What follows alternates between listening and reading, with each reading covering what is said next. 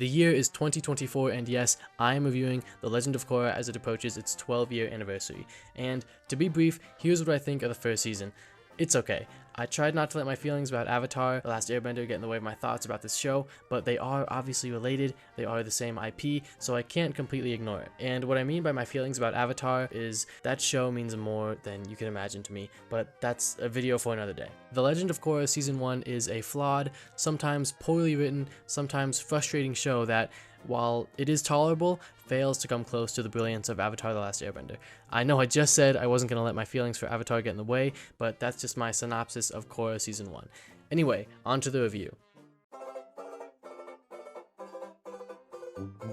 The characters in The Legend of Korra are, for the most part, done pretty well. Korra is characterized very well from the start of the season, and even though she is a little arrogant and bratty, those are flaws that add to her character, and even though some think that it just makes her annoying, I think it works just fine. Of course, as the show progresses, I expect to see her arc continue as she turns more into a spiritual person, since she is the Avatar after all. Korra is a prodigy when it comes to bending, but she's not even as emotionally mature and intelligent as the original Avatar characters, who are years younger than her. But given the stakes and the situation that the original characters were in, it does make sense that they would have to mature much faster, so this still works for Korra's character, even if it is a bit difficult to see the way she acts sometimes. Overall, Korra is a good protagonist that I expect to only get better as the show progresses. Mako and Bolin are really just alright characters, but they do have their moments. Mako is generally pretty uninteresting, and his cool guy act doesn't really work since we don't see any more real layers to his character. He's pretty one-dimensional. Other than a little bit of his past, we don't know much about him other than, he's Bolin's older brother, and he's a great firebender. So intentionally or unintentionally, the show does not do a very good job of making the audience, or at least myself, care about Mako, and if he disappeared in the next season, I would not really care. I know he doesn't, but I'm just saying. Bolin, on the other hand, is just a discount Sokka that tries and sometimes succeeds to deliver comic relief. Like Mako, we don't see many real layers to him, he's kinda just a kid. I actually would care if he just disappeared the next season because he does have some good moments, but he's still not the greatest, most interesting character. Asami is alright in this season, and I know that she gets more involved with the story and with Korra in the next couple of seasons. Because of her father's plotline, she gets a much better chance to show the audience who she really is, even more than Mako and Bolin do, even though they have way more screen time. But, maybe Asami having less screen time is actually good for her character, because the audience kinda is more interested, I don't know. Anyways, I initially didn't really like Tarlok and Amon, but their story is pretty good, and it has grown on me. I do have one problem with it though, which I will get into more when I talk about the bending in The Legend of Korra. I like Tenzin and I like Lin. I don't really know what to say about them. They're just well written, consistent characters who have clear beliefs and motives that make them interesting and likable. The worst part about the characters in Season 1 is the love triangle between Korra, Mako, and Asami. I think a lot of people would agree with me on that. It feels very forced and unnatural, and there's not really much chemistry between any of them. We see them argue, which is great for character development and characterization, but there's nothing romantic about their relationships. All we get is these forced moments of PDA that don't at all substitute actual relationship building and affection between characters.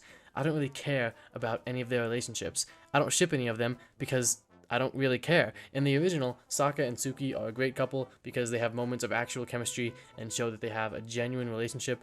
I even like Sokka and Yue, even if some don't. And the weaker relationships in Avatar, like Zuko and Mei, and unfortunately Aang and Katara, are still better than whatever this love triangle is in Korra. One thing I really don't like at all is the inclusion of General Iroh, mostly because they decided to bring back Dante Basco, Zuko's voice actor, to voice him.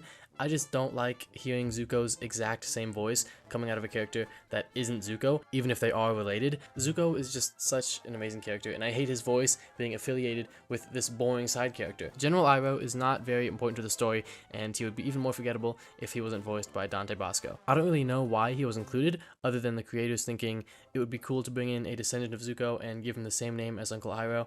It could have worked, but they just didn't use him at all. They could have just removed him entirely, or replaced him with some no-name general, and the story would have most likely played out the exact same way. So yeah, I don't like General Iroh. I don't like that he's voiced by Zuko, and I don't like that he has Iroh's name, but that's just me. It's not like it totally ruins the show. And while we're talking about characters that I just want to nitpick and share my disliking for, Milo was not a good addition to the show. Did the people who made this show really think that he was funny? Because he isn't, and The Legend of Korra is pretty clearly aimed at older audiences compared to Avatar, so why did they add Milo? Not even Avatar would include a character like this. He isn't funny, he's just disgusting and annoying and cringe, to be frank, and every time I see him I just want to skip to the next scene. At least Iki isn't that bad, I can tolerate her, and Jinora is actually an interesting, well done character that I look forward to seeing more in the next couple of seasons.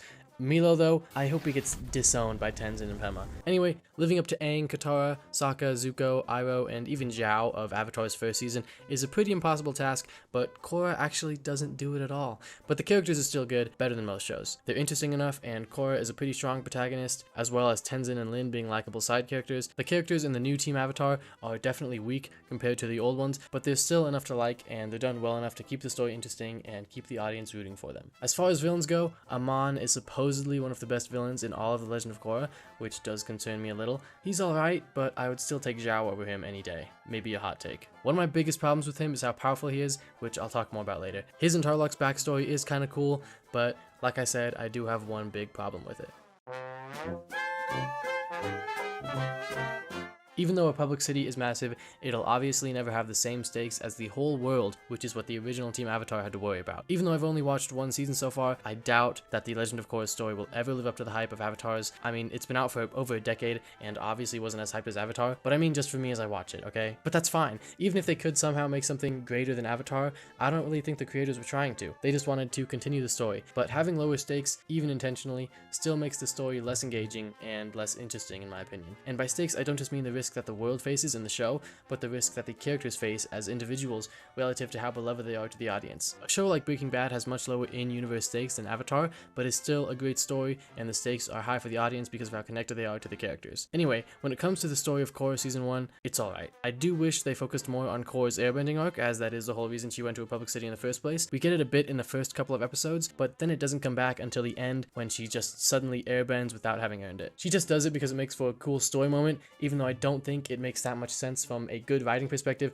and from a bending perspective. She had just gotten her bending taken away from her, but then she suddenly airbends because she couldn't do it before. But being the Avatar, Korra was still an airbender when Amon took away her bending, so how does she do it? She could airbend before, she just didn't know how. Airbending was in her blood, but she somehow still does it after Amon takes away all of her bending. Even if there is a reason why Amon couldn't take away her airbending, which I don't really think there is, it still raises more questions about how his power works, as if there weren't enough to begin with. Bloodbending giving him the ability to take away other people's bending means that the ability to bend is in the blood, right? But the whole concept of energy bending is that you have to be able to bend someone's life energy to give or take their bending, so then it's not in the blood, right? Or is your blood your life energy? It may literally be your life energy, but then energy bending is just blood bending, so they're probably different, right? And if blocking a bender's chi paths is how Amon takes away their bending, how does that work? Because chi blocking wears off, but Amon somehow makes it permanent, and even if there is a reasonable explanation for how he does it, I don't even like the concept of being able to take away someone's bending in the first place, not even if it's the Avatar. But my thoughts on energy bending, and apparently blood bending too, since it can take away bending,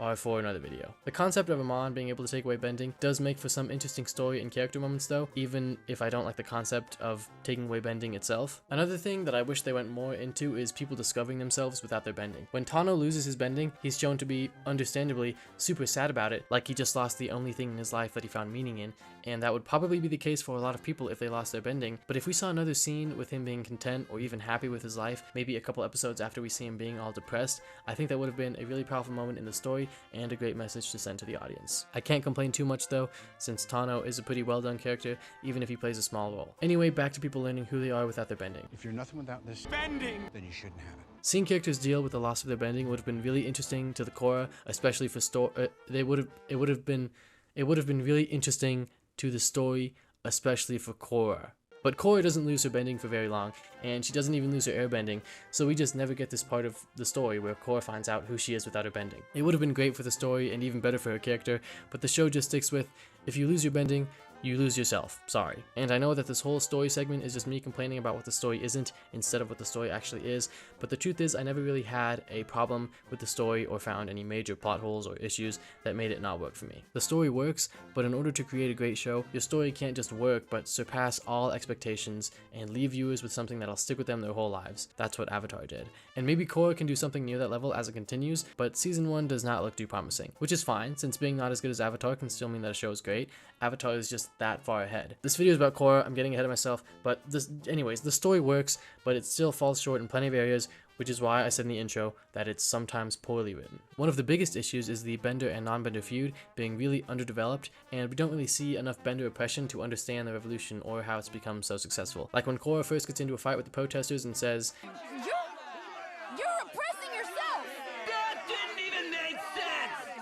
I kinda agreed with her. Anyway, we also don't spend enough time with the characters and get too much uninteresting relationship drama. And Korra's airbending arc, like I mentioned, isn't touched on nearly enough, especially since that's where the story seemed to be going in the first 2 episodes, and I personally was looking forward to seeing it play out. I wanted to see her connect more with Tenzin, and with airbending, and with the spiritual side of being the Avatar. Hopefully some of that will come up more in future seasons. Another problem I have with the story is how often the protagonists just lose. They're obviously very powerful people, being the chief of police, the only master airbender in the world, the Avatar, but they always lose. Korra and Mako lose a 2v2 to some random chi blockers. Korra loses when she first challenges Amon. Everybody loses when they find Hiroshi's secret bunker. Korra loses to Tarlok because his bending is stupid overpowered, and I'll talk about that more in a second. Everybody loses again when the United Forces gets crapped on. Korra loses to Amon and loses her bending, and there are plenty of other times when the protagonists just get physically bested, and it's really unsatisfying. We obviously know that they're very powerful people, but the story doesn't. Team Avatar was never losing this much and getting captured. Even if they didn't technically win,